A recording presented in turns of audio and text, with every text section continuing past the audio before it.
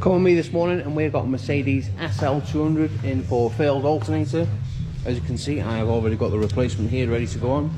First thing we're going to do is jump round to the battery and disconnect the negative first.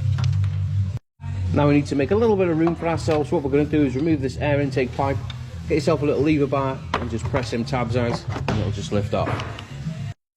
Now we need to remove the feed pipe from the supercharger down to the intercooler.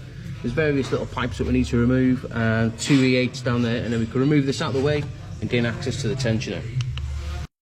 Now that we've got the intake pipe out of the way, you need to get your T60 on a long bar on the tensioner, anti-clockwise, and literally I'm fortunate enough to have a long bar to hook it underneath that pipe there, so I can just pull that alternator belt off one-handed, like so.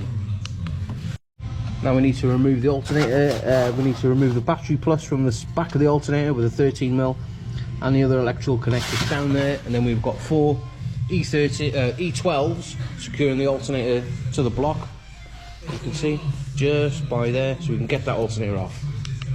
And there we have it, that is the old alternator removed. Now it was a little bit of a fiddle to get it out. What I've had to do is, where's it gone?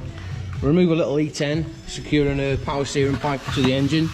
Just literally, I don't know if you can see it, literally just pulled it out of the way and the alternator just pulled out of that way. And there we go, just like that, that is a brand new alternator fit to the vehicle.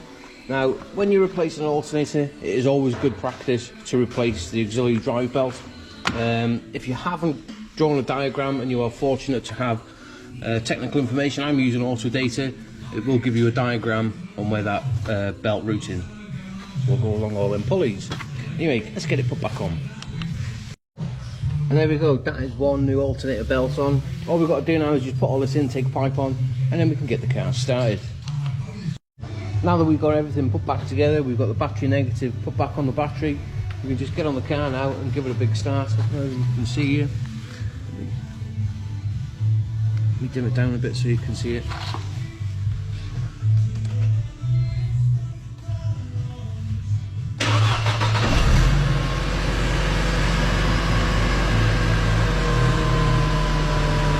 There we go, it's coming up to charge now.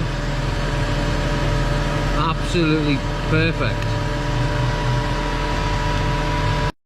And there you go, that is one alternator replacement on a Mercedes SLK. I've literally got a few little bits and bobs to do now, as you can see. Got a bit of an oil filter and some wipers to go on it.